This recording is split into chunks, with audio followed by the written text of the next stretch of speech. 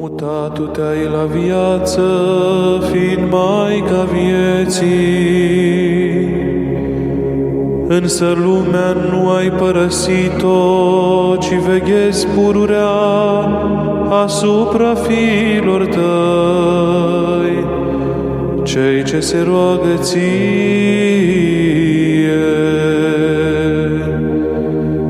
Iar prin sfântă icoana ta și apa izvorului tău, dăruiești credincioșilor vindecare trupească și mângâiere sufletească.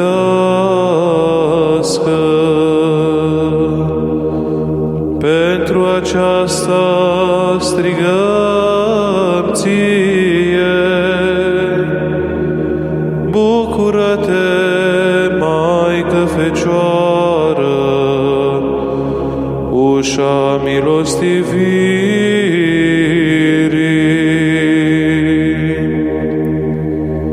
Cu blândețe ai căutat spre cei smeriți, care păstrează nestinsă în cămara inimii făclia dragostei către tine, Preasfântă Născătoare de Dumnezeu. De aceea ai voit ca sfințită icoana ta să fie adusă din pământul Siriei, ca să lucreze fapte minunate și pe plaiurile României, în mănăstirea Ghighiu, spre mântuirea celor ce te cinstesc pe tine, zicând unele ca acestea.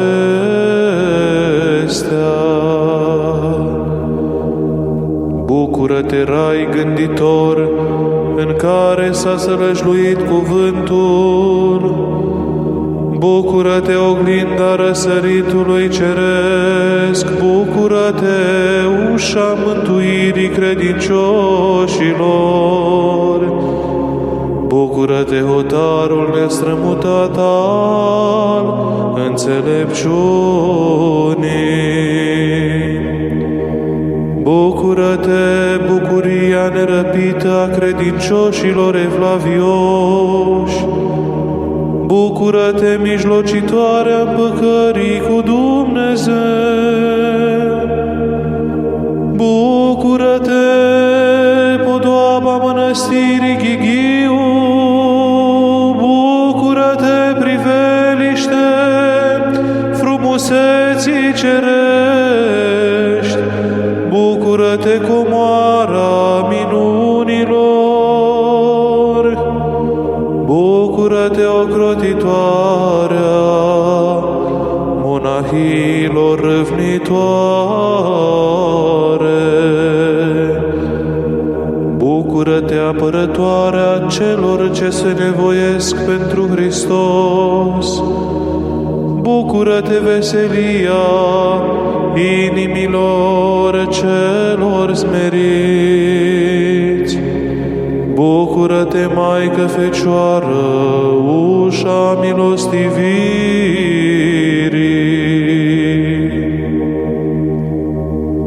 Împărăteasa cerului, preacurată Născătoare de Dumnezeu, prin sfântă icoana ta numită Siriaca, te-ai așezat lângă izvorul de la mănăstirea Ghighiu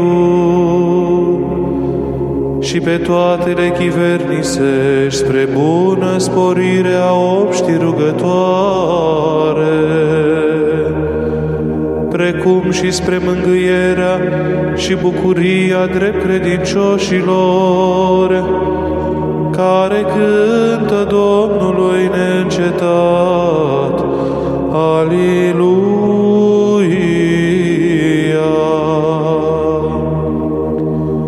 Prin rugăciunile tale, cele către Domnul, ne dăruiești nădejde și întărire în fața ispitelor și a încercărilor de tot felul, aducând pacea lui Hristos în inimile noastre,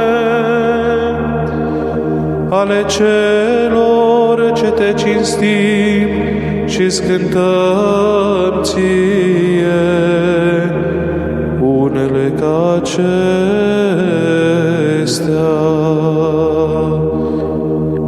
Bucură-te, scut nebiruit în luptă duhovnicească, bucură-te, solitoarea mântuirii credincioșilor, bucură-te, ancoră neclintită a nădejdii noastre, bucură-te, ceea ce ne scoți din cumplite primejdii.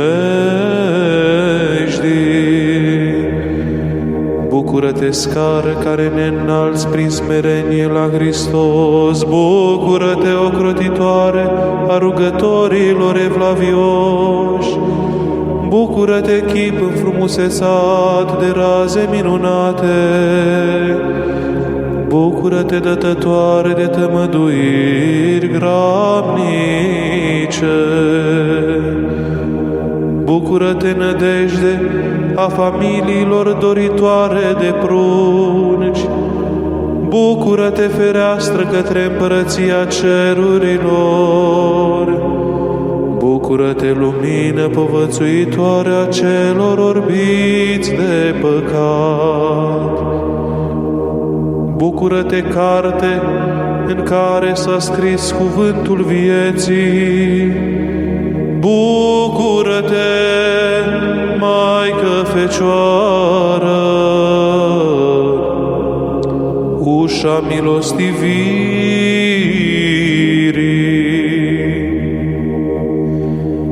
Arătat tu te-ai în chip minunat episcopului Vasile din Siria preacurată,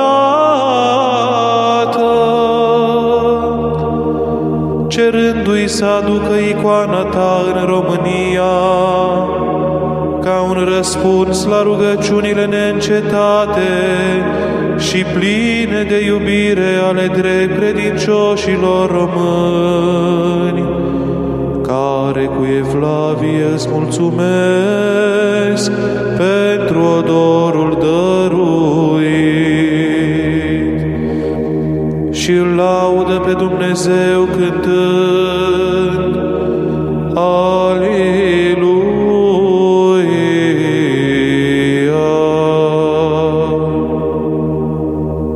Ascultător față de porunca ta preacurată, credinciosul și evlaviosul episcop Vasile a pornit spre îndepărtata Românie ca să aducă darul cel de mare preț și să îndeplinească voia cea dumnezeiască. Astfel, venirea Sfintei tale icoane a adus mare bucurie binecredincioșilor, dar mai ales întărire în mărturisirea dreptei credințe în vremuri de prigoană. De aceea ți-au cântat cu mulțumire acestea. Bucură-te, ceea ce ne-ai trimis binecuvântare prin Sfântul tău chip. Bucură-te, ceea ce nu ai trecut cu vederea rugăciunile noastre. Bucură-te, ceea ce ai întărit evlavia binecredincioșilor români. Bucură-te, întărirea monahiilor în trezvie și nevoință. Bucură-te, aducătoare de bucurie duhovnicească. Bucură-te, Maica iubitoare a tuturor creștinilor. Bucură-te, ceea ce ne-ai trimis comoara darurilor tale. Bucură-te ceea ce ai venit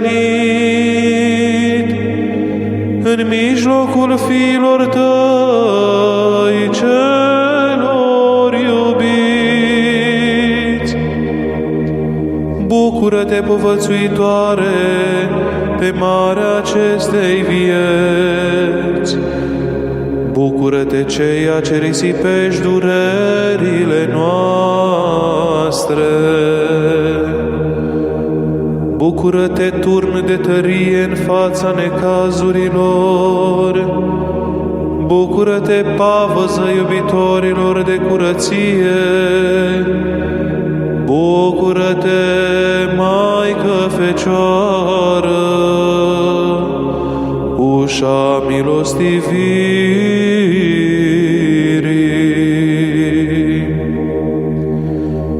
Vrednicul de pomenire Justinian, Patriarhul României, a primit de la Evlaviosul Episcop Vasile din Siria icoana ta cea făcătoare de minuni spre întărirea poporului credincios, prigonit de cei fără de Dumnezeu. Iar biserica drept slăvitoare, scăpând din acele încercări, cântă cu bucurie Fiului tău, Aliluia. În sunet de clopote și de cântări duhovnicești, cu multă bucurie, soborul de slujitori având în frunte pe ierarhii Vasile și Teoctist, a așezat icoana ta în paraclisul mănăstirii, unde s-a făcut întâia rugăciune cinstindu-te cu duhovnicească închinare și aducându-ți aceste laude. Bucură-te, cununa mănăstirii Ghighiu, bucură-te, povățuitoarea noastră spre mântuire, bucură-te, sfințitoarea gândurilor noastre, bucură-te, ceea ce ne dăruiești îndemn la rugăciune, bucură-te, mireasa împărăției cerurilor.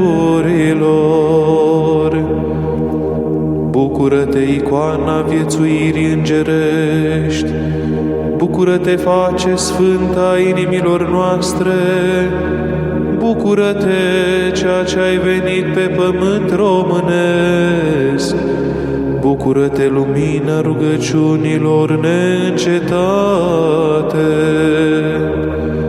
bucură-te, ocrotitoarea ierarhilor ortodoxi, bucură-te, povățuitoarea slujitorilor evlavioși ai bisericii, bucură-te, candelă care luminezi inimile monahilor,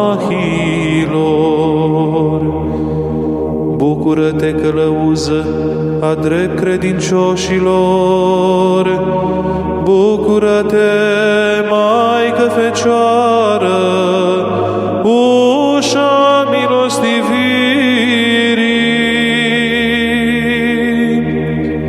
A lăcrimat cu durere și cu umilință în suflet Episcopul Vasile, când tu, Maica lui Hristos, ei șoptit tainic în inimă pricina pentru care ai adus icoana ta la obștea de la Ghighiu.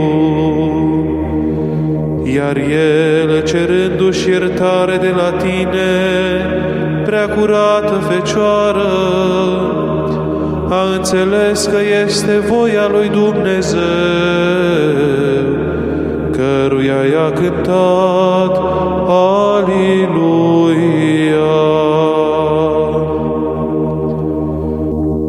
prin lucrarea ta prea curată, stăpână, umbrii de raza Duhului, Preasfântul Episcop a înțeles că din pricina păcatelor poporului său ai luat din patria lui icoana, înaintea căreia la despărțire a cântat cu umilință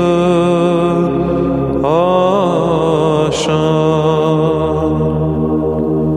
Bucură-te, dătătoare de binecuvântări cerești, bucură-te, ceea ce înnoiești inimile prin smerenie, bucură-te, trâmbiță, care ne trezești din somnul păcatului.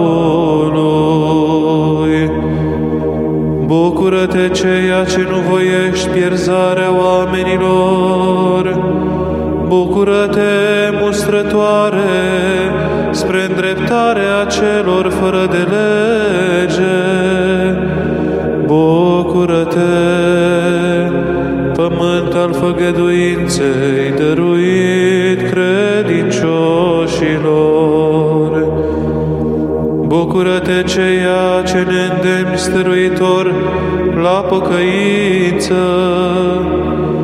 Bucură-te, mijlocitoare grabnică, pentru poporul umilit.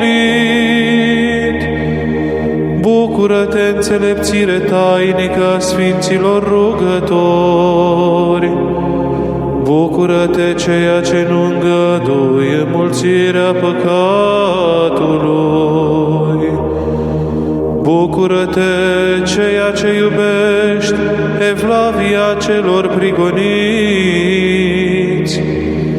Bucură-te, ceea ce odihnești inimile curate și smerite.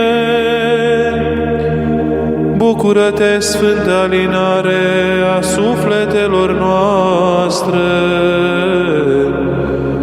Bucură-te, Maică Fecioară, ușa milostivirii. În vremea prigoanei începute de cei fără de Dumnezeu, ai primit închinare de taină de la binecredincioșii care s-au îndreptat cu evlavie către tine, ocrotitoarea lor, Maica lui Dumnezeu, că au păstrat aprinsă dragostea către icoana ta cea sfântă, numită Siriaca, prin care primim binecuvântări și tămăduiri, cântând lui Dumnezeu, Aliluia!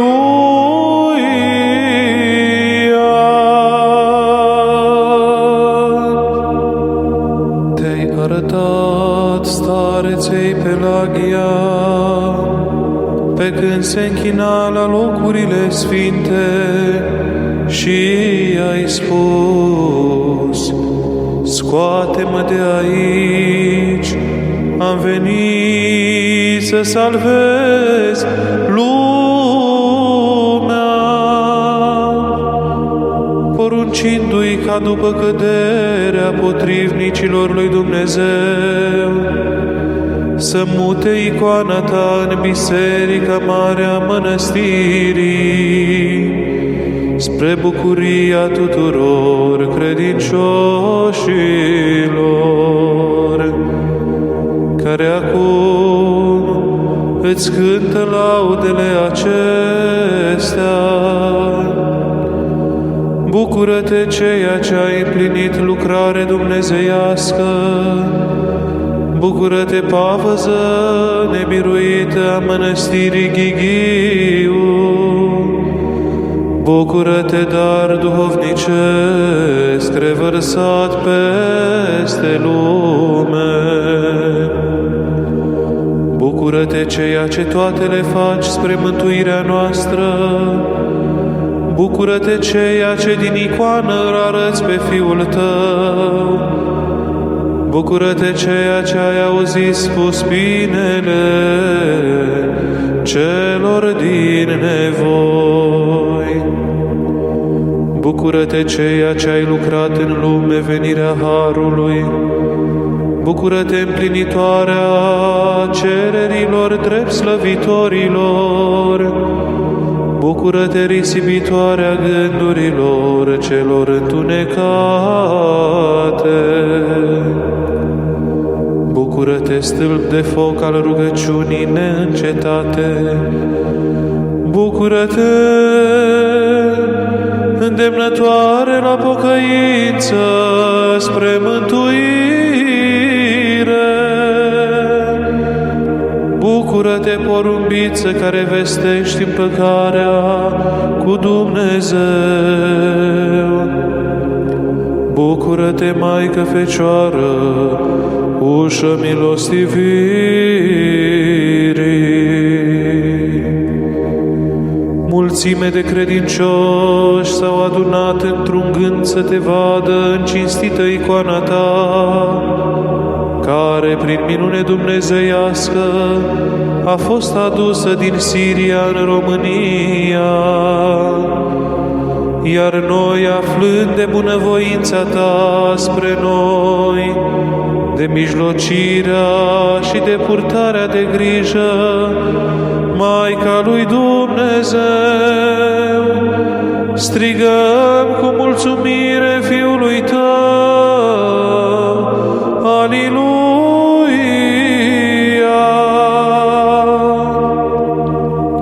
Cu mare bucurie și evlavie, soborul de monahii și slujitorii Sfântului Altar ți-au așezat icoana cu numele Siriaca în Biserica Mare a Mănăstirii, ca pe o comoară a darurilor celor dumnezeiești. Că ai binevoit să asculți cu blândețe rugăciunile celor smeriți, care acum, plecând genunchii, te laudă așa. Bucură-te, acoperământ dăruitor de sfințenie, bucură-te, lăcaș al vieții. Bucură-te, ceea ce pe toți ne ocrotești cu rugăciunile tale. Bucură-te, ceea ce cu dragoste ne-ai adus icoana spre închinare. Bucură-te, îndrumătoarea rugătorilor credincioși. Bucură-te, ceea ce nu ai trecut cu vederea cererile lor. Bucură-te, stea care ne călăuzești prin noaptea vieții. Bucură-te, pod care ne treci de pe pământ la cer. Bucură-te, ocrotitoare a monahiilor râvnitoare. Bucură-te, apă de tămăduiri din izvorul dumnezeiesc. Bucură-te, biruitoare asupra vrăjmașilor nevăzuți. Bucură-te, mângâierea sufletelor necăjite. Bucură-te, Maică Fecioară, ușa milostivirii.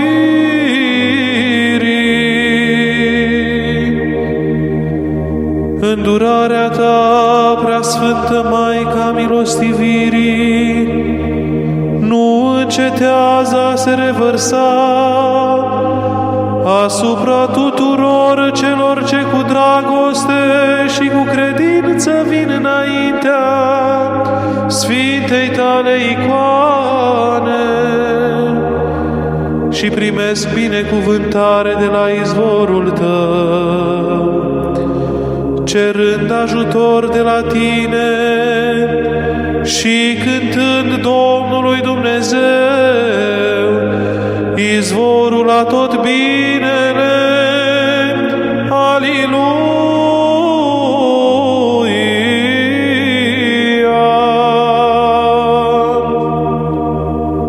copilul cel greu bolnav, din pricina loviturii la cap, l-ai vindecat în chip minunat, bucurându-l pe tatăl său, care se ruga cu stăruință.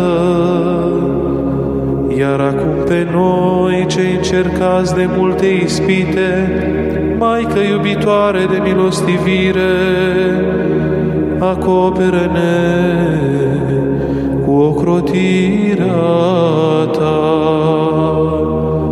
ca să se înalțe gândul nostru cu laude ca acestea.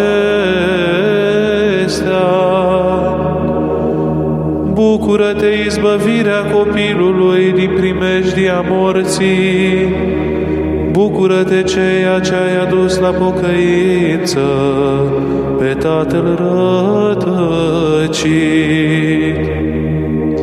Bucură-te, ceea ce tainic îi chem pe toți la rugăciune.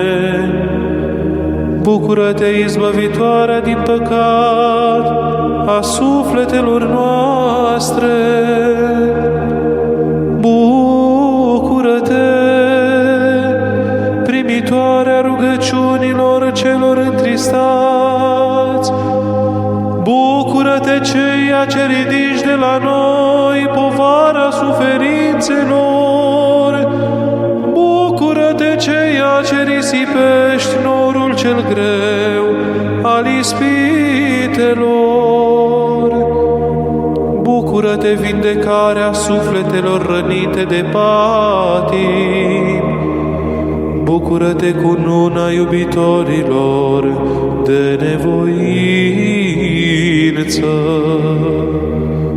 Bucură-te, scara rugăciunii monahilor înțelepte. Bucură-te, temelie a mântuirii credincioșilor. Bucură-te, izvor nesecat al darurilor dumnezeiești.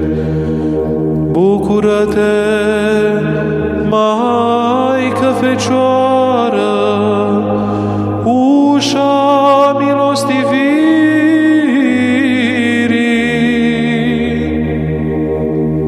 Lacrimile celor ce aleargă la tine și rugăciunile lor nu le trece cu vederea, preacurată Fecioară, ceea ce ești plină de dar, grabnica noastră ajutătoare în nevoi și în necazuri, că Tu mijlocești iertarea noastră și lucrarea Fiului Tău în noi. Cei ce strigăm lui Dumnezeu, Aliluia!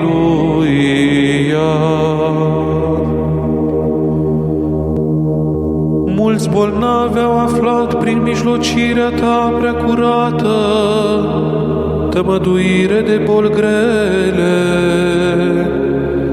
și s-au dezlegat legăturile nerodirii multor femei, când Tu, cea născută din dreapta Ana, care mai înainte era neroditoare, ai înălțat rugăciune către Dătătorul de viață și Mântuitorul celor ce Te laudă pe Tine. Așa,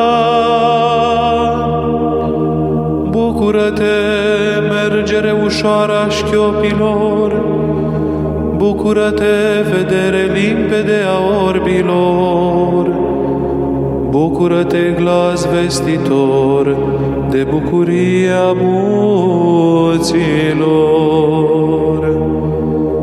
Bucură-te, auzire mult dorită a surzilor, bucură-te, alinarea celor cuprinși de dureri, bucură-te, cunună preaslăvită a fecioarelor.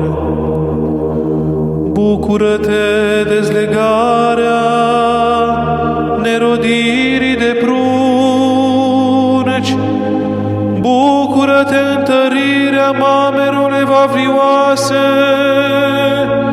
Bucură-te, binecuvântarea familiilor creștine.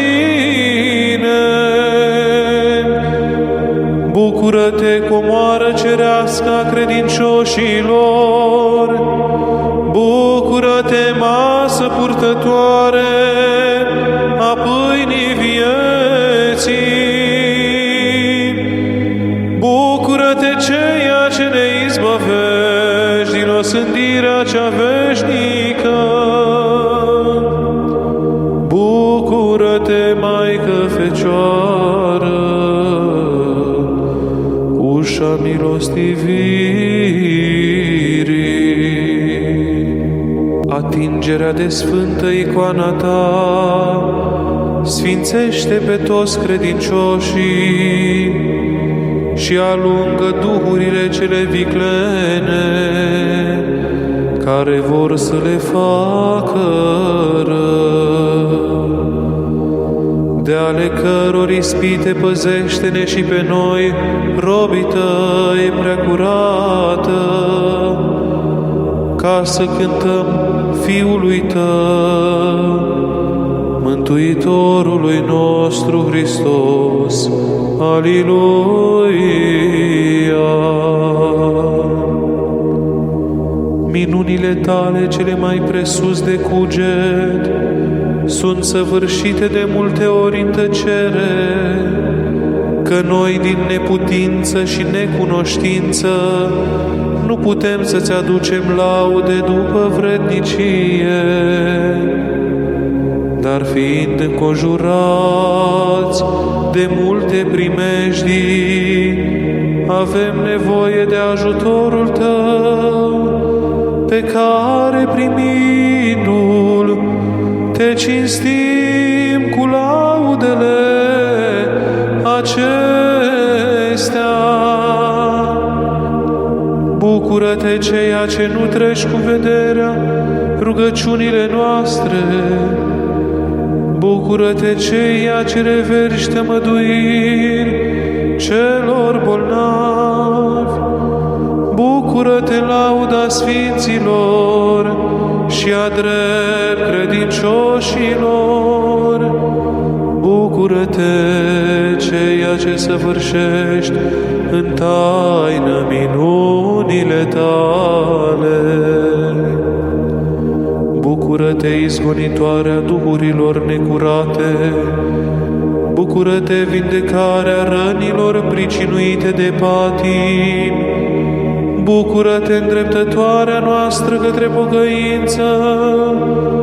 Bucură-te, ceea ce pe toți le primești sub ocrotirea ta. Bucură-te, ceea ce ajuți și ridici pe cei umiliți. Bucură-te, ceea ce în vreme de îndoială ne dai credință tare. Bucură-te, ceea ce în vreme de necaz ne dai nădejde. Bucură-te, călăuzitoare la limanul mântuirii. Bucură-te, Maică Fecioară, ușa milostivirii. Din pântecele tău a răsărit soarele slavei, care cu lumina îndurărilor sale mângâie sufletele însetate de mântuire, iar pe sfinții săi îi arată raze purtătoare ale harului dumnezeiesc, prin care și noi, fiind luminați, cântăm Domnului Aliluia.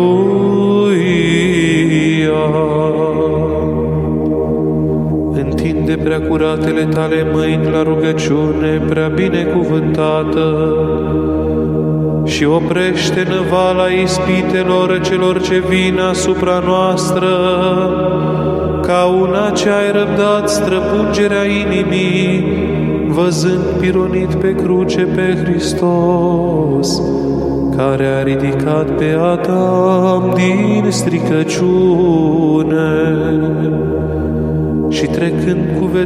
sărăcia inimii noastre, primește de la noi păcătoșii laude de mulțumire ca acestea. Bucură-te, lumina rugăciunii drept credincioșilor, bucură-te, făclia nestinsă care luminezi în lume, bucură-te, ceea ce ai răbdat durere la răstignirea Fiului tău, bucură-te, ceea ce alin durerea sufletelor noastre. Bucură-te, mijlocitoarea noastră către Împăratul Slavei. Bucură-te, ceea ce ne scoți din primejdie pe noi păcătoșii. Bucură-te, ceea ce ascult suspinele celor din nevoi. Bucură-te, ridicarea celor căzuți în deznădejde. Bucură-te, scăparea din patimile cele vătămătoare de suflet. Bucură-te, limpezimea minții celor ce te cinstesc cu evlavie. Bucură-te, liniștea celor trecuți prin grele pătimiri. Bucură-te, mângâierea celor răniți de sabia întristării. Bucură-te, Maică Fecioară, ușa milostivirii.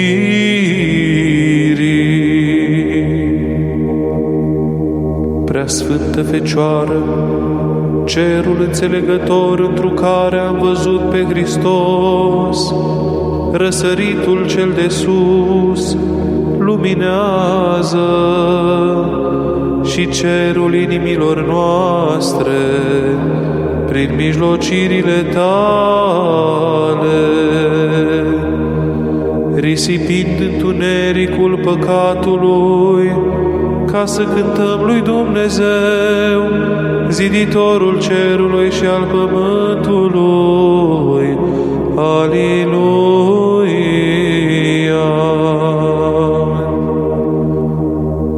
Ca una ce ocrotești țara noastră cu a ta rugăciune, ferindu-o de toată primejdia, acoperă, apără și păzește pe cei ce se închină ție cu credință și îi izbăvește de toată nevoia și necazul, ca să-ți aducă laude ca acestea. Bucură-te, ocrotitoare a mănăstirii Ghighiu, bucură-te, lăcaș al înțelepciunii dumnezeiești. Bucură-te, rai cuvântător, sălaș al soarelui dreptății. Bucură-te, corabia mântuirii celor din primejdii. Bucură-te, acoperământul celor neputincioși. Bucură-te, ceea ce ne scoți din întunericul ispitelor. Bucură-te, nădejdea mântuirii celor rătăciți. Bucură-te, călăuză spre adevărul neschimbat. Bucură-te, ușa pocăinței celor păcătoși. Bucură-te, apărătoare nebiruită a celor evlavioși. Bucură-te, icoana smereniei desăvârșite. Bucură-te, grabnic ajutătoare și izbăvitoare. Bucură-te, Maică Fecioară, ușa milostivirii.